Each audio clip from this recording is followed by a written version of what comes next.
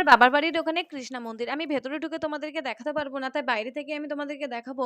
তো দেখতে পাচ্ছ আমি একটু জুম করে তোমাদেরকে দেখিয়ে যে ওই যে কৃষ্ণ মন্দির, সবাই একটু কৃষ্ণা রাধাকে প্রণাম করে নাও। তো ব্লার হয়ে গেছে, কিছু দেখতে পাচ্ছি না। তো আমি কি করব? এবারে ভাই দুটো দুজনে খেলা করছে। একজন জল নিয়ে আর একজন ওকে মারছিল, ও ভয়ে ছুটছিল। তো এটা হলো আমাদের অ্যালোভেরা গাছ। অ্যালোভেরা গাছগুলো কত বড়, বড় হয়ে গেছে আর কি ভালো লাগছিল। তারপরে আমি অনেকক্ষণ বসে থাকার পর এই কাকার মেয়েটা চলে এলো। ওকে নিয়ে একটু খুনসুটি করছিলাম। আর ও বলছিল কি, ও যাই করুক না কেন ওর কাছে ক্যামেরাটা অন করে রাখতে হবে। তো ওকে নিয়ে একটু ভিডিও বানাচ্ছিলাম, ও একটু লজেন্স খাচ্ছিল। তারপর বললাম দুজনে অনেকক্ষণ ধরে বসে আছি, একটু বেরু বেরু করে আসি। তো দুজনে হাত ধরে একটু হাঁটু হাঁটু করতে বেরোলাম। বেশ ভালো লাগছিল।